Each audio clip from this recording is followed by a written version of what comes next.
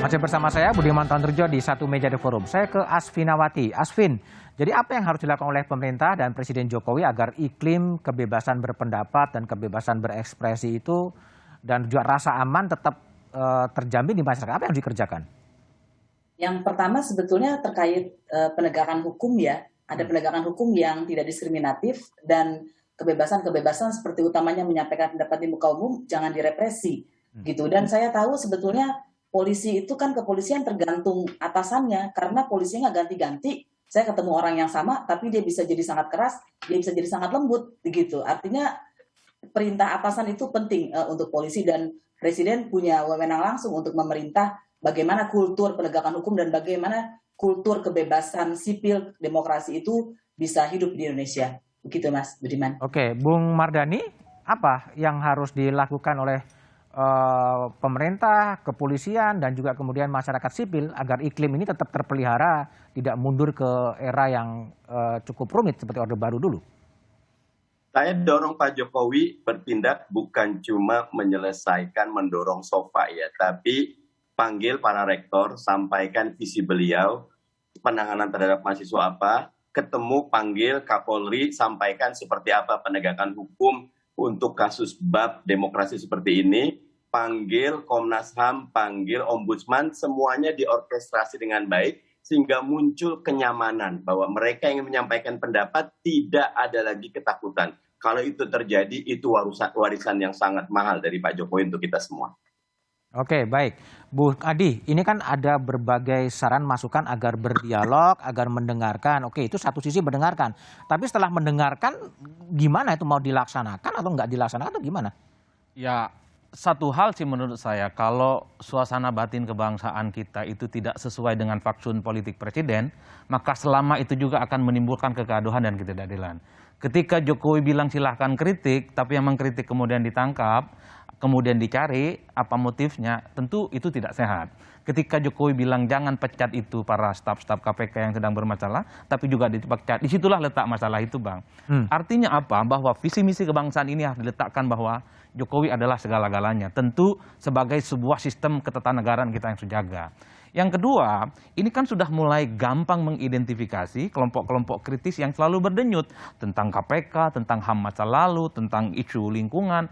Apa salahnya kalau mereka ini kemudian diminta data-datanya, diajak dialog, kira-kira apa solusinya, dan langsung dilakukan. Kan itu yang paling penting kira-kira untuk didiskusi, Bang. Oh, harus menawarkan solusi?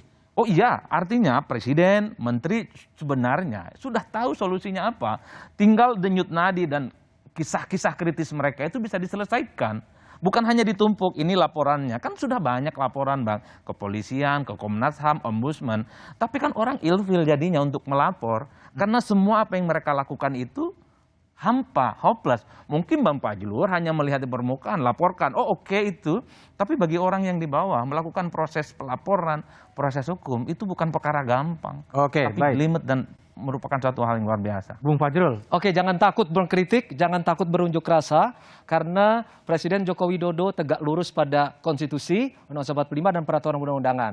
Undang-Undang 45 menjamin pasal 28, 28F, tetapi juga harus ikuti pasal 28J, bahwa kebebasan harus ada, memenuhi undang-undang, pertimbangan moral, agama, keamanan, dan ketertiban umum. Kemudian juga dilindungi oleh Undang-Undang 39, 2008 tentang HAM.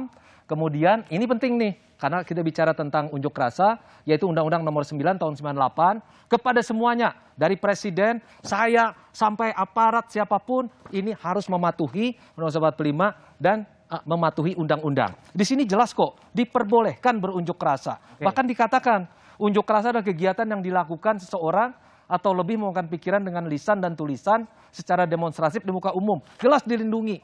Jadi tolong, Presiden itu sudah mematuhi Undang-Undang Dasar, sudah mematuhi semua undang-undang, tolong dijalankan dengan sebaik-baiknya.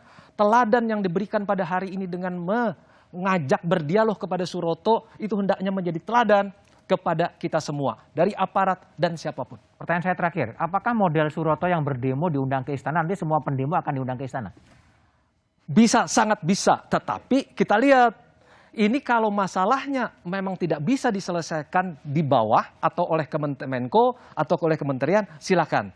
Nah, silakan. Jadi kita perlu juga untuk berpikir bahwa oh ini ternyata cuma bupati, wali kota, gubernur bisa, menteri bisa, menko bisa, nggak usah sampai ke presiden. Kan sudah jelas dibagi fungsinya, dibagi rata fungsinya di sini. Itu juga bagian dari pembelajaran demokrasi. Tapi sekali lagi Budiman, jangan takut mengkritik, jangan takut berunjuk rasa. Ini negara demokrasi. Oke, baik Asvin, Bung Mardhani, Bung Fajrul, dan Adi Prayetno. Terima kasih. Berbicara, berekspresi, berpendapat adalah kebebasan yang dijamin konstitusi.